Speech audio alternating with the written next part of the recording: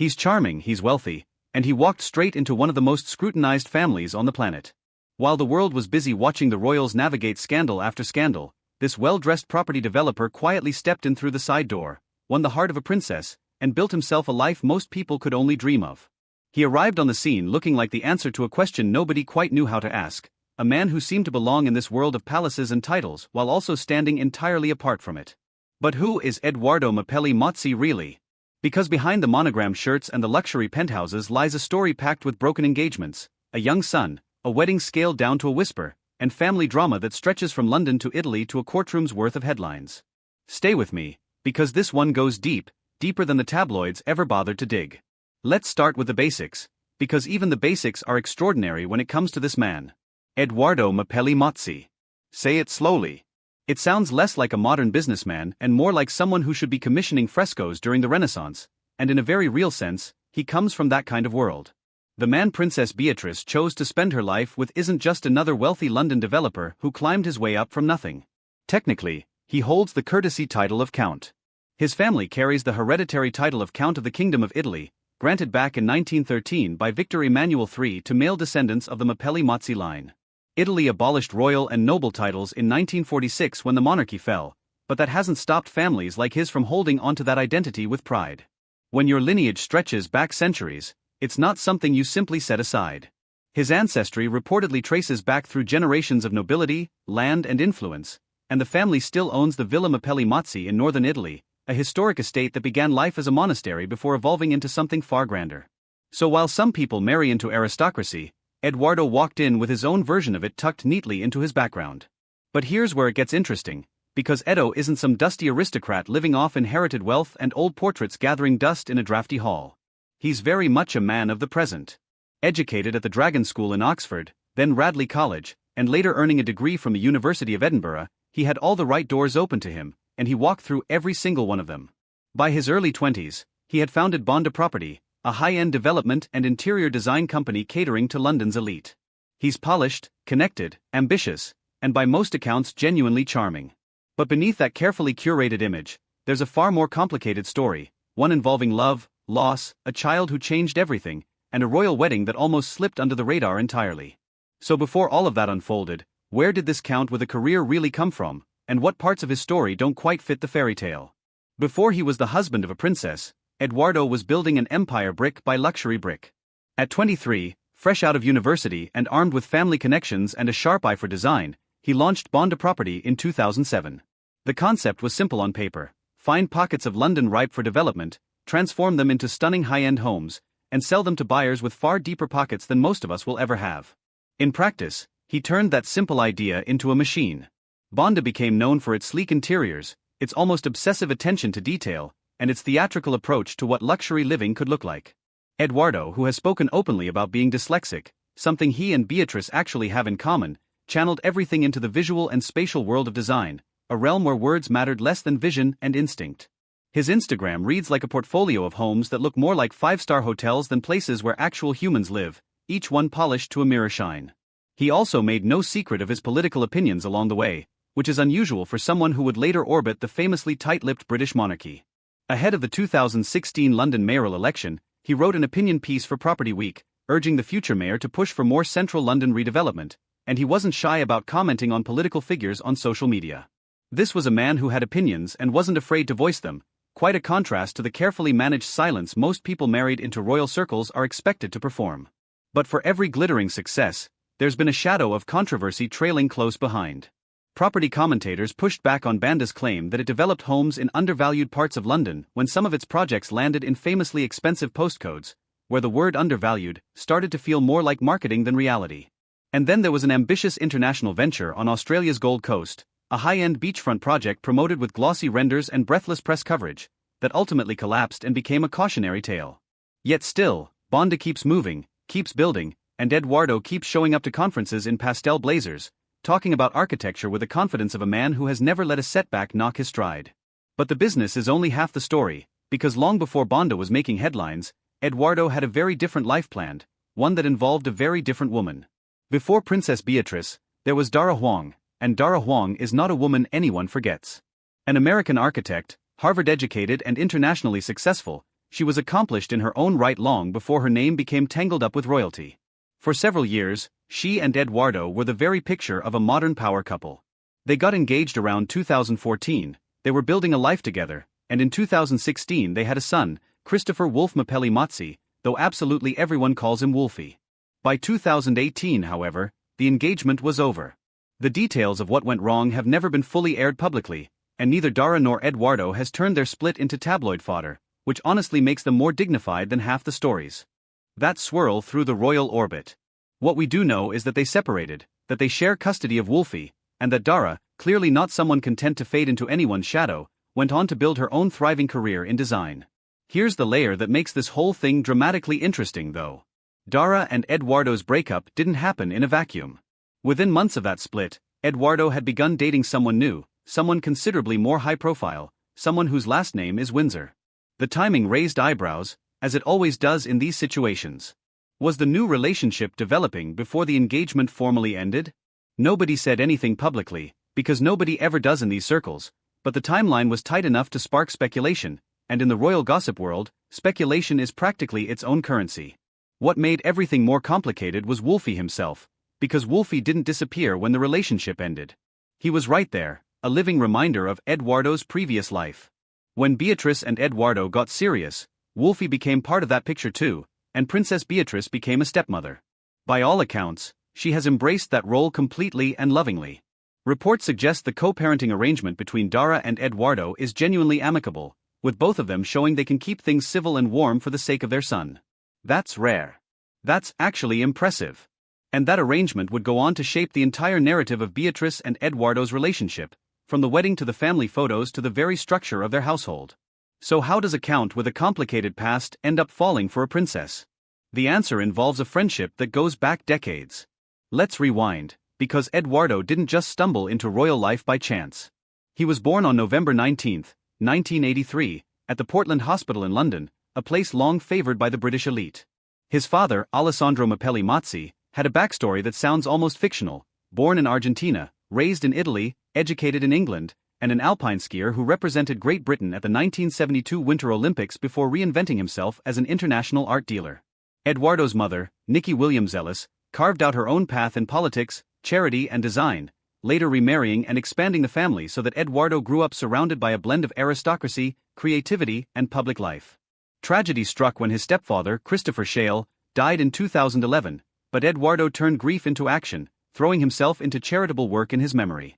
Now that you know where he came from, the way he found his path to Princess Beatrice makes a good deal more sense.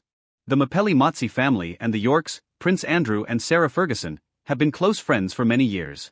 This wasn't a Cinderella moment where two strangers locked eyes across a crowded ballroom and everything changed forever. When their engagement was announced, Edoardo's mother pointedly noted that her family had known Beatrice for most of her life. These weren't strangers meeting for the first time. They were family friends who had likely crossed paths at the same Christmas parties, charity galas, and summer events for the better part of 2 decades without any of it ever turning romantic. Then, somewhere around September 2018, something shifted. The press didn't catch wind of it until later that autumn, but by then the relationship was already underway. Both Edoardo and Beatrice were newly unattached, both moved in the same rarefied social circles, and it was, as these things sometimes are, almost inevitable. Their first confirmed public appearance as a couple came in early 2019, and the tabloids immediately lost their collective minds trying to figure out who this tall, elegant property developer standing beside a princess actually was.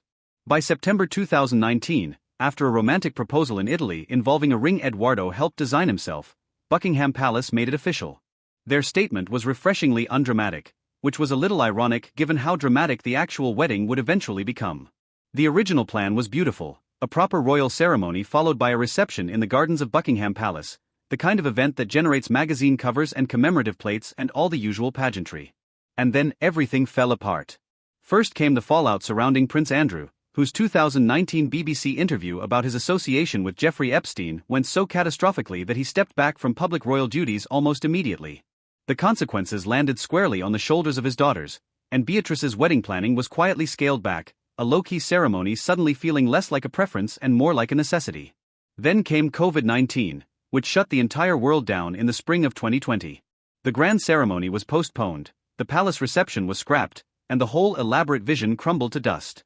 When Beatrice and Edoardo finally married on July 17, 2020, it was at the Royal Chapel of All Saints at Royal Lodge in Windsor, a small private ceremony with only immediate family present. There were no crowds and no advance public announcements. Nobody outside the immediate circle even knew it was happening until it was over. In some ways, what happened at that wedding was more extraordinary than anything a grand ceremony could have offered. Beatrice wore a vintage gown that had belonged to her grandmother, Queen Elizabeth II, originally designed by Norman Hartnell and worn by the Queen decades earlier, along with the Queen's diamond fringe tiara, the same one Her Majesty wore on her own wedding day in 1947. In a ceremony stripped of nearly every royal trapping, Beatrice somehow ended up wearing two of the most historically loaded pieces of clothing and jewelry in the entire family. There's something both heartbreaking and beautiful about that. A wedding that was supposed to be grand and public reduced to something intimate and secret, yet made luminous by borrowed treasures from the most beloved woman in the family. Although Prince Andrew walked his daughter down the aisle, the day's focus was carefully kept on Beatrice and Edoardo rather than the scandal surrounding her father. After the quiet wedding, life moved fast, and I mean genuinely fast. The couple initially set up home in an apartment at St. James's Palace. Which sounds lavish until you realize it's considered relatively modest by royal standards. They are not working royals in the traditional sense, which means no official public duties, no endless tour schedule, and no automatic state funding for their lifestyle. Beatrice holds a real job as a vice president at a software company, and Edoardo runs Bonda. They are, more than almost anyone in the immediate royal orbit, people who actually work for a living.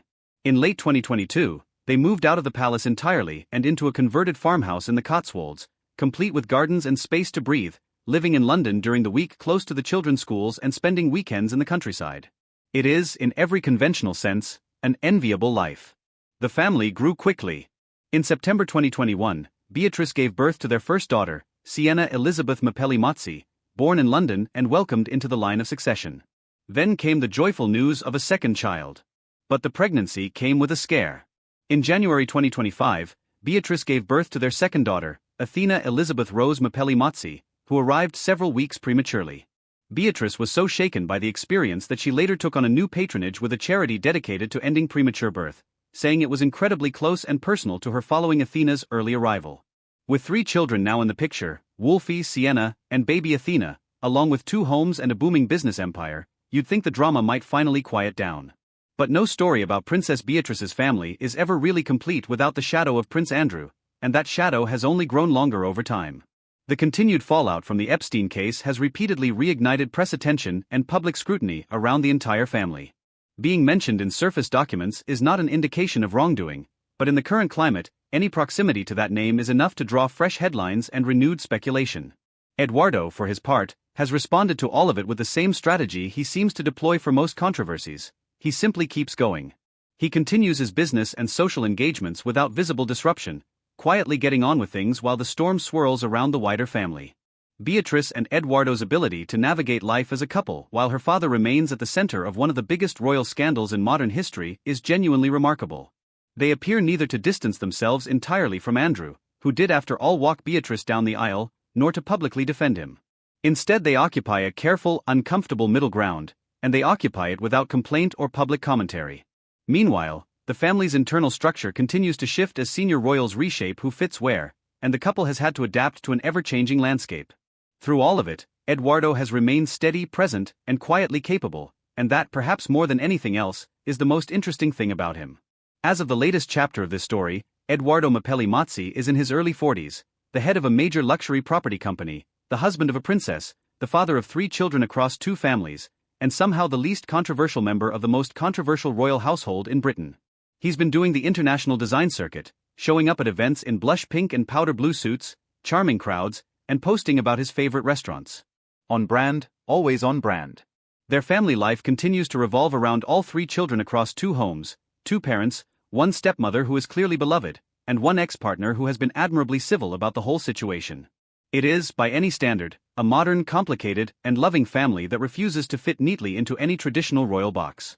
His mother lives nearby, keeping the extended family geographically close, which tells you a lot about a man whose home base puts him within easy reach of the people who matter to him.